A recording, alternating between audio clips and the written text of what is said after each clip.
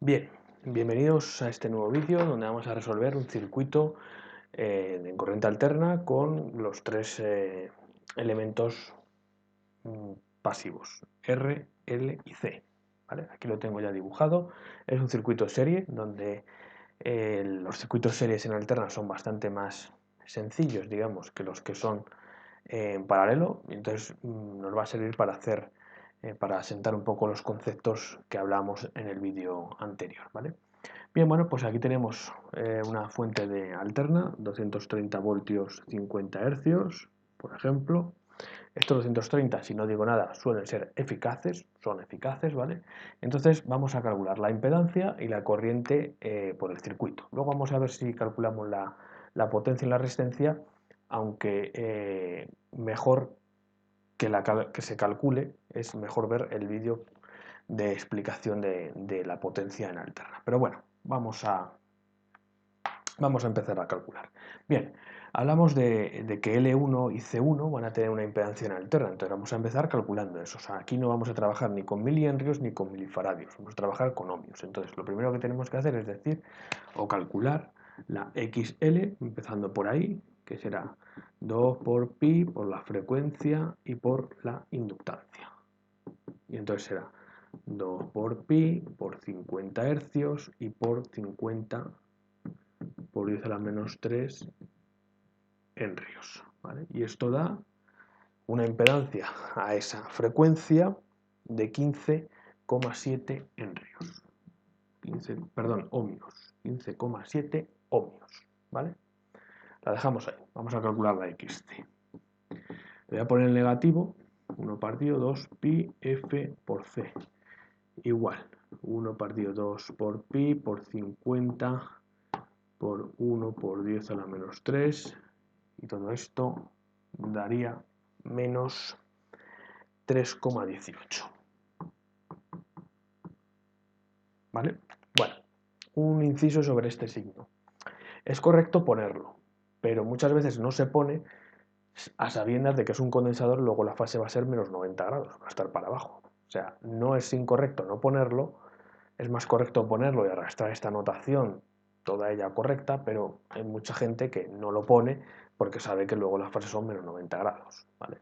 O muchas veces hay un condensador y una resistencia solamente y entonces se sabe que el ángulo me va a dar igual ponerlo positivo o negativo, el ángulo de fase va a ser el mismo. Bueno, dicho esto, vamos a continuar. Entonces, la XL será 15,7 J y la XC será 3,18 J. Es decir, que lo puedo representar, bueno, la R son 50 ohmios, ¿vale? Entonces puedo decir que la impedancia total será 50 ohmios más 15,7 menos 3,18 J. O lo que es lo mismo, si yo represento en este eje, yo representaría aquí 15,7, eje imaginario, eje real, el 50 ohmios estaría mucho más para acá, ¿vale? Y aquí me presentaría mi condensador, que es mucho más pequeñito que este, y sería menos 3,18. Esto veis que tiene fase 90 y este tenéis que fase menos 90, el condensador, ¿vale? Entonces, como está en el mismo eje, yo lo puedo restar, es decir, que al final eso sería cada uno de ellos, pero claro, aquí para hacer el módulo pues tendría que hacer este, luego este otro vector, bueno, es un folio. Entonces, primero vamos a restar, vamos a convertir esto, y esto me saldría 50 ohmios, más, va a salir más, porque 15,7 menos 3,18 son 12,52 J, ¿vale? Entonces me queda un mapa de impedancia donde esto vale 12,52 y esto vale 50 ohmios. ¿Vale? Bien. Bueno, pues ya lo tengo. Esta es la impedancia, o sea, la impedancia la tengo calculada, ¿vale? De forma compleja. Vale, pero para calcular la corriente, pues tengo que pasarla a fasores, aunque se puede hacer así también. O sea, no no os quiero liar que se haga siempre así, o sea, no es cierto. O sea, algún habilidoso o alguno que tenga una calculadora bastante estupenda puede decir la intensidad, que la intensidad va a ser esta, la misma por todos los elementos, ¿vale? O I de t, vamos a calcular primero I, módulo de la fase, sería 230 partido 50 más 2,52J. Y esto se puede operar. Esto es dividir en un número complejo. ¿Cómo? Multiplicando arriba y abajo por el conjugado. O sea, tendríamos que dividir arriba y abajo 50 menos 12,52 J y abajo 50 menos 12,52 J. Bueno, si os acordáis de esto, ahora aquí abajo me va a quedar 50 al cuadrado más 12,52 al cuadrado, aquí me va a quedar un complejo, divido cada parte, bla bla bla. Bueno, tremendo follo, para luego pasarlo a Fasor para poder poner la expresión instantánea. Entonces, en vez de hacerlo así, lo que vamos a hacer es hallar el módulo y la fase, ¿vale? Aquí tengo el punto, este es mi punto, con lo cual el módulo va a ser este y la fase va a ser esta, ¿vale? Bien, pues el módulo de z total, le pongo los dos palitos para indicar que es el módulo. Bueno, si no lo ponéis tampoco pasa nada, pero vamos, para escribirlo de manera correcta. 50 al cuadrado más 12,52 al cuadrado, raíz cuadrada. Y esta hipotenusa o módulo nos da 51,54 ohmios. Y la fase, hablamos que era el arco cuya tangente o el ángulo cuya tangente es 12,52 partido 50. Y esto me va a dar un ángulo bajito porque este es mucho mayor que este. Esto ya se ve claramente. Este ángulo son 14,05 grados. ¿Vale? O sea, este ángulo phi es 14,05 grados. Con lo cual, z total será el módulo, que son 51,54, fase 14,05 grados. ¿Vale? Aquí tengo mi impedancia de forma polar, con coordenadas polares, ¿vale? Aquí lo tengo de manera compleja, aquí de manera polar, ¿vale? Bien, más cosas. Bueno, si no lo habéis notado, este circuito va a ser inductivo. ¿Por qué? Porque como hemos visto que la XL es mucho mayor que esta, es como 5 veces mayor, pues al final va a predominar el efecto inductivo, ¿vale? El efecto capacitivo ha desaparecido. Bueno, no es que haya desaparecido, me ha hecho menor el inductivo, pero el que prevalece es el inductivo, ¿vale? Bueno, con lo cual ahora vamos a calcular esta corriente. Entonces esa corriente, ya podemos quitar esto, ¿vale? Esta corriente I de T, bueno, I de T y total o lo que sea, o I a seca será 230 dividido 51,54 fase 14,05. Y diremos, bueno, ¿y qué fase le pongo a esto? Bueno, pues fase 0. Porque ese va a ser nuestro origen de fases. O sea, nosotros vamos a suponer que ese generador es el origen de fase y a partir de ahí todos los desfases que haya son relativos a ese. Si yo a este me dicen que tiene un desfase de 90 grados, pues bueno, pues tiene un desfase de 90 grados, pues muy bien, ¿vale? Pues lo tengo en cuenta. Pero si no me dicen nada, lo más fácil es decirle que tiene fase 0. ¿Y cómo se divide vectores o módulos, fases? Bueno, pues en la división. Esto se divide como tal cosa, o sea, como toda la vida se ha hecho, y da 4,47. Y las fases se restan. Al estar dividiendo se restan. Sería 0 menos 14,05, o sea, menos 14,05 grados. Esta es mi corriente. Bien, con lo cual vemos que la corriente va a estar adelantada a la tensión, al tratarse de un circuito inductivo. ¿Vale? De tal manera que si yo represento la onda, esto sería la V de entrada, vamos a suponer VE. Bien. Pues bueno, mi la corriente estaría 14 grados por aquí. O sea que está adelantada, 14,05 grados. ¿Vale?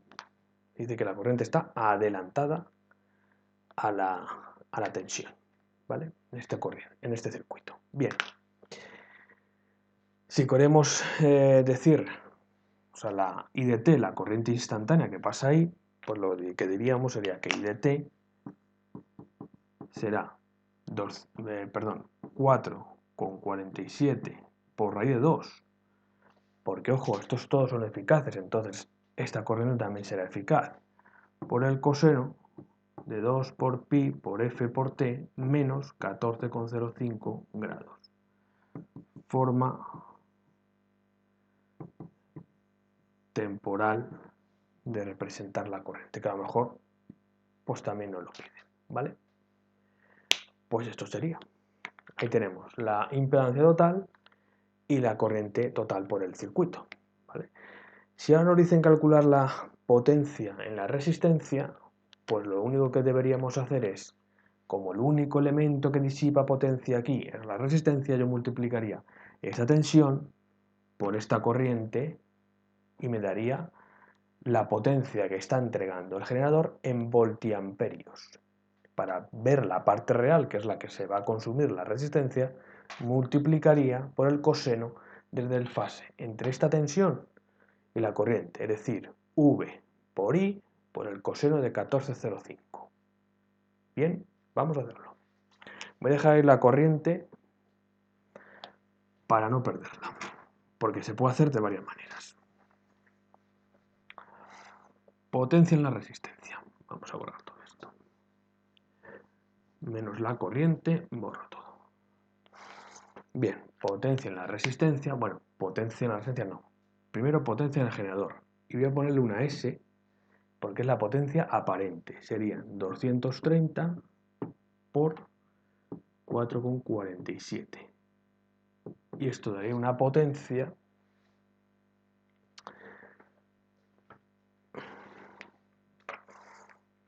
vamos a ver, 230 por 4,47 me daría una potencia de 1028,1 voltiamperio.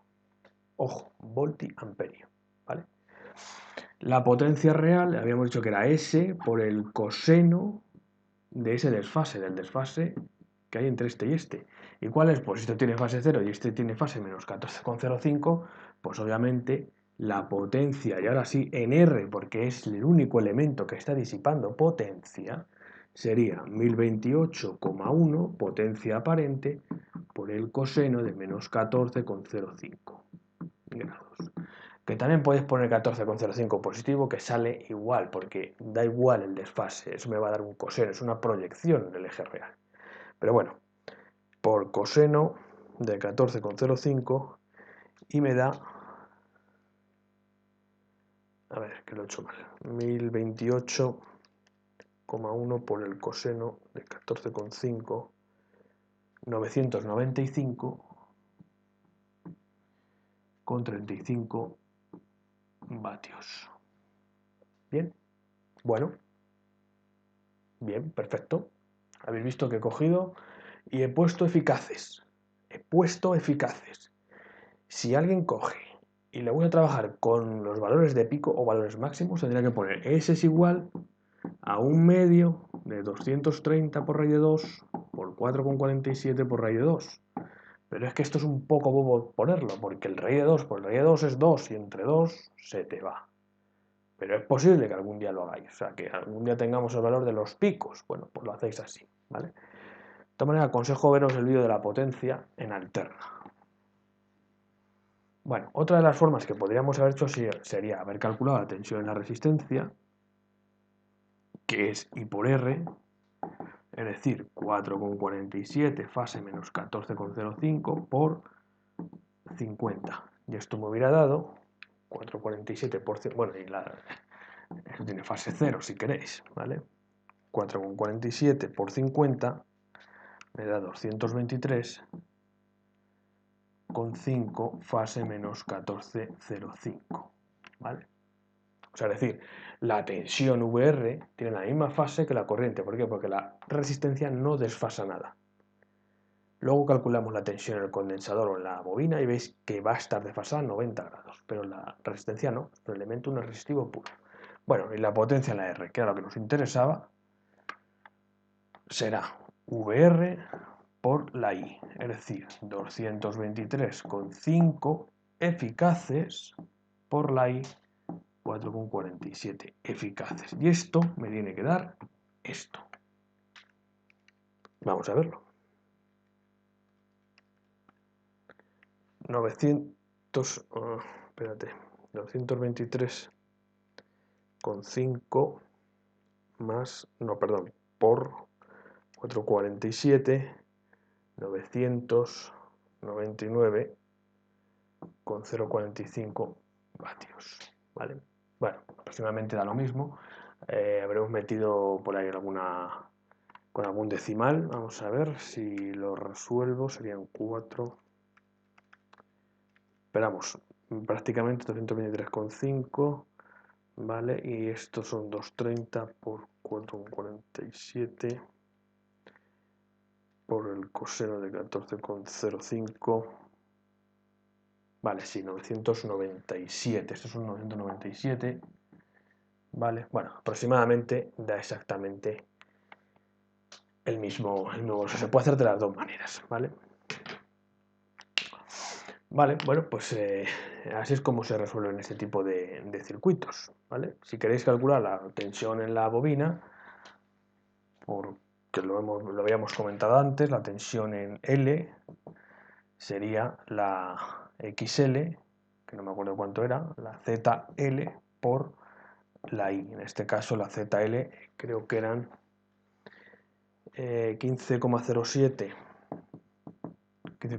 90 por 4,47 menos 14,05. ¿Vale? Entonces la V sub L da una cosa como 15,7 por 4,47, 70,179, y fase, como estamos multiplicando vectores, sería este más este, o sea, 90 menos 14,05. Es decir, 75,95 grados. Y veis ahora que la VL tiene un desfase de 75 grados y la I por el circuito de menos 14. Entonces el desfase en L será 75,95 menos 14,05, y esto va a dar 90 grados. Como no puede ser de otra manera, es decir, la tensión y la corriente por la bobina están desfasadas 90 grados. Y la tensión en V sub C y la corriente están desfasadas menos 90 grados. ¿Vale? Bueno, pues hasta aquí este ejercicio y vamos, lo aconsejo ver el vídeo de la potencia en alterna. ¿Por qué se hace así? Y ya no metemos por ahí las fases ni demás, ¿vale? Bueno, pues gracias por vuestra atención y os espero en el siguiente vídeo.